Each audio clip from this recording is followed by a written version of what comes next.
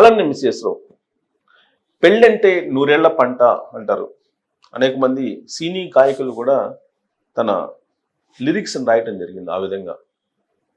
అలాగే marriages are made in heaven అంటారు. వీటికి చాలా పవిత్రమైనటువంటి బంధం అది.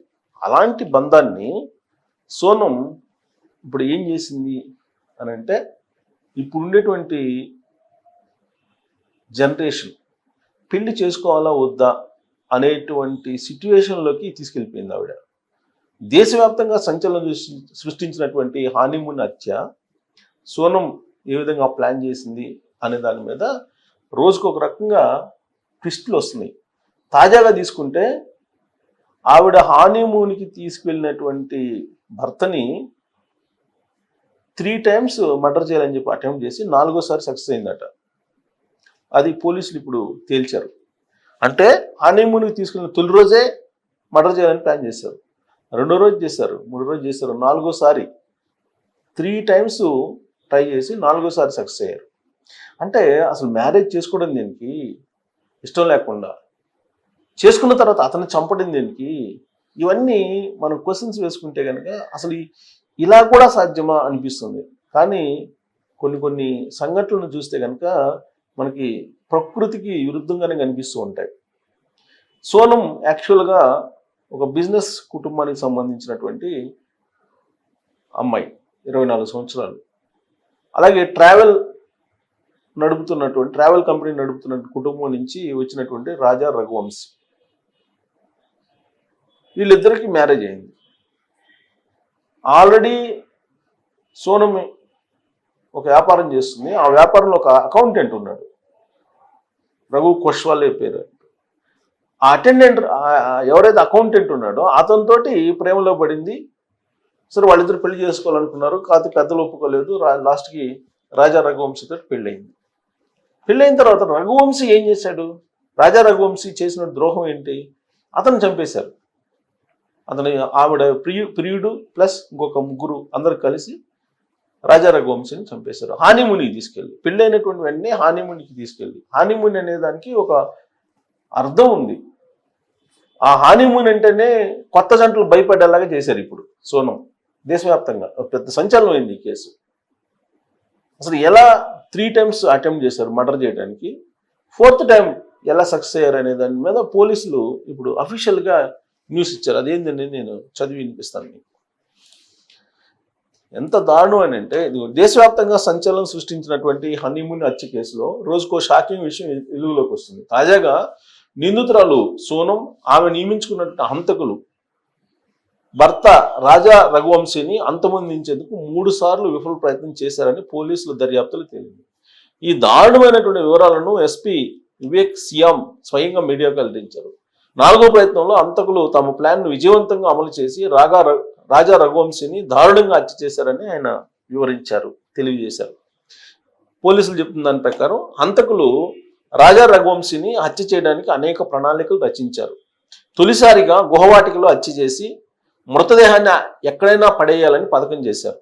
అయితే కొన్ని కారణాల వల్ల ఆ ప్లాన్ వాయిదా పడింది. సో గుహవాటికలో ఫస్ట్ ప్లాన్ చేశారు చంపాలని, హనీమూన్కి వెళ్ళినటువంటి తొలి రోజు. కానీ అక్కడ కుదరలేదు. ఆ తర్వాత మేఘాలయలోని సోహ్రా ప్రాంతంలో 2 సార్లు హత్యకు ప్రయత్నించినా అవి కూడా విఫలమయ్యాయి. ఆ తర్వాత మేఘాలయ వెళ్ళి అక్కడ సోహ్రా అనేటువంటి ప్రాంతంలో 2 సార్లు అటెంప్ట్ చేశారు చంపాలని, కానీ అది కూడా విఫలమయ్యారు. మొదట నంగ్రిట్ వద్ద హత్య చేసి మృతదేహాన్ని పారవేసేందుకు అనువైన ప్రదేశం దొరకకపోవడంతో ఆ ప్రయత్నాన్ని విరమించుకున్నారు. అనంతరం మౌలా గియట్ వెయిసావ్ డోంగ్ వద్ద ఈ ప్రయత్నం చేశారు. 3వసారి ప్రయత్నం చేశారు. రఘువంశీ వాష్రూమ్కి వెళ్ళినప్పుడు హత్య చేయాలనుకున్నా కూడా అది కూడా సాధ్యపడలేదు.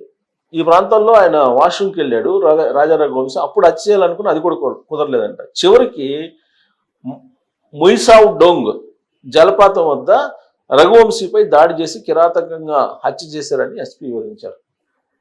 సోనం రఘువంశీల వివాహం మే 11న జరిగింది. వివాహానంతరం ఈ జంట గుహవాటికలోని కామాఖ్య అమ్మవారి ఆలయంలో పూజలు చేసేందుకు వెళ్ళారు. అయితే హంతకులు మే 19వ తేదీనే గుహవాటికి చేరుకొని సిద్ధంగా ఉన్నారు. అక్కడి నుంచి సోనం, షిల్లాంగ్, సొహరా వెళ్ళాలని నిర్ణయించుకోవడంతో హంతకులు గుహవాటికలో తమ ప్రణాళికలు రద్దు చేసుకుని ఆమెను అనుసరిస్తున్నట్లు ఎస్పీ తెలిపారు. మధ్యప్రదేశ్లోని ఇండోర్లో రాజా రఘువంశీ కుటుంబం ట్రాన్స్పోర్ట్ వ్యాపారం నిర్వహిస్తుంది. మే 20న నవదంపతుల హానీమూన్ కోసం మేఘాలయకు వెళ్లారు. ఆ తర్వాత వారు కనిపించకుండా పోయారు. రఘువంశీ అదృశ్యమైన 11 రోజుల తర్వాత సొహరాల్లోని జలపాతం సమీపంలో ఒక లోతైన లోయలో ఆయన మృతదేహాన్ని పోలీసులు కనుగొన్నారు. ఆయన శరీరంపై కత్తిపోటు ఉండడంతో పోలీసులు దీన్ని హత్యగా నిర్ధారించారు. సో ఇది నేను ఎందుకు చెప్తున్నానంటే, సరే ఇది దేశవ్యాప్తంగా చర్చనీయాంశం అవుతుంది. ఇప్పుడు జనరల్గా ఇప్పుడున్నటువంటి జనరేషను 30 అనేది కామన్ అయిపోయింది పెళ్లి చేసుకోవడం అనేది. 30 years లోపల పెళ్లి చేసుకోవడానికి అప్పుడే పెళ్లి ఎందుకు అని అంటున్నారు. ఇలాంటి సంఘటనలు చూసిన తర్వాత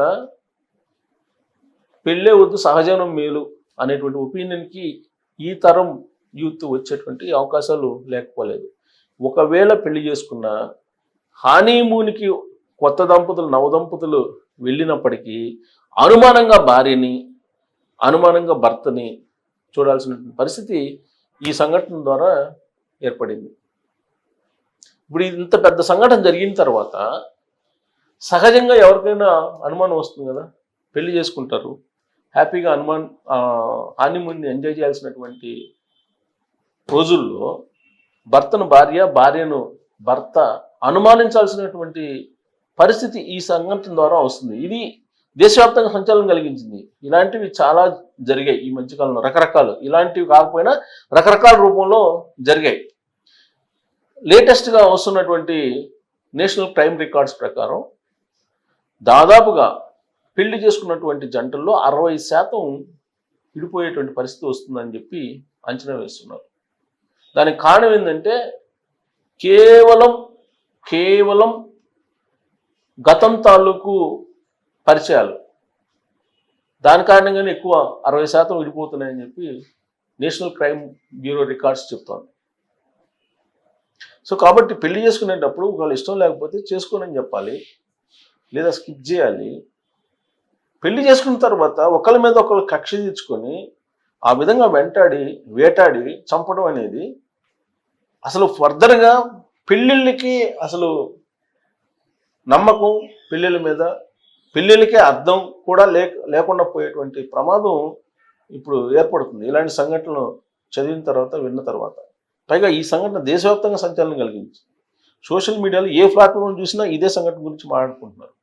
సోనంకి రాజా రఘువంశీ మీద అంత కసిందుకు, కేవలం తన ప్రియుడు. సరే, తన ప్రియుడికి ఈ సాహసం పెళ్లికి ముందు చేయొచ్చు కదా.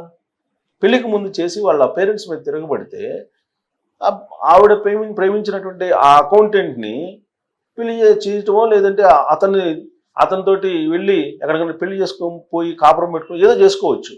బట్ రాజా రఘువంశీ చేసినటువంటి ద్రోహం ఏంటి ఈ ఎపిసోడ్లో? సో ఇలాంటివి పెళ్లి వద్దురా బాబు ఇహన అనేటువంటి పరిస్థితి తీసుకొస్తున్నాయా నేటి తరాన్ని అనే దాని మీద మీరు కామెంట్ చేయొచ్చు. Thank you.